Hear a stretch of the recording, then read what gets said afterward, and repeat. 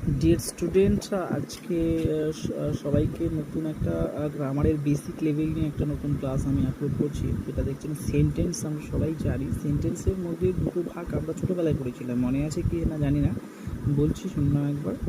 Subject আর predicate বলে দুটো ভাগ থাকে। একটা সাবজেক্ট থাকে আর একটা হচ্ছে প্রেডিকেট, যেখানে প্রেডিকেটের মধ্যে কী থাকে না, একটা ফাইনিট ভার্ব থাকবে। ফাইনিট ভার্ব মানে আমরা জানি, ফাইনিট ভার্ব মানে হচ্ছে সমাপিকা ক্রিয়া, ঠিক আছে? তো একটা সমাপিকা ক্রিয়া থাকবে, তো সেরকম একটা থাকলে তবেই তাকে আমরা একটা সমাপিকা ক্রিয়া থাকবে এবং অবজেক্ট থাকবে, তখন তাকে আমরা কি বলবো, একটা প্রেডিকেট বলবো, ঠিক আছে? তো এটা হচ্ছে সেন্টেন্স। আচ্ছা, আমরা সেন্টেন্স সম্বন্ধে আজকে বললাম। সেন্টেন্স, ফ্রেজ, ক্লজ, এই তিনটা সম্বন্ধে আমি তোমাদেরকে যদি ভেঙে বলি আজকে, সেটা পরের ক্লাসে নিয়ে আসবো।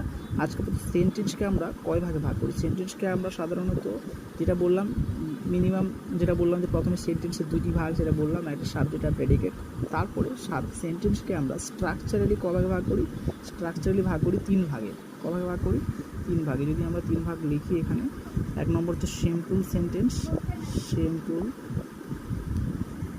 দুই নম্বর হচ্ছে কমপ্লেক্স, আমরা অনেকেই জানি এটা। থার্ড হচ্ছে কি না, কম্পাউন্ড।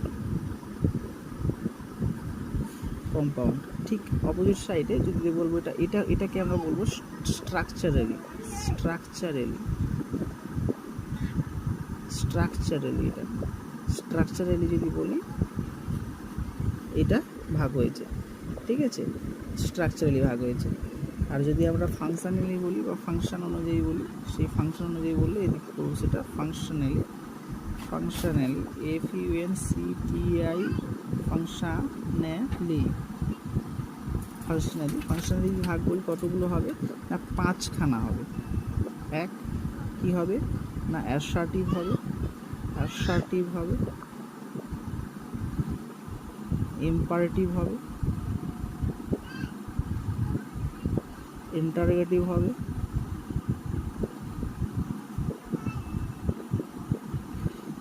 অপটেটিভ হবে, এক্সক্লেমেটরি হবে। ওকে, তো এই হচ্ছে আমাদের পাঁচটা ভাগ। তো আমরা একটা সেন্টেন্সের মিনিমাম যে ভাগটা স্ট্রাকচার আর ফাংশনাল, এটা বাদ দিয়েও আরেকটা আছে। সেন্টেন্স কী হয়? পজিটিভ হয়, অ্যাফার্মেটিভ অ্যান্ড নেগেটিভ। পজিটিভ আর নেগেটিভ, যেটাকে আমরা সদর্থক বাক্য বলি,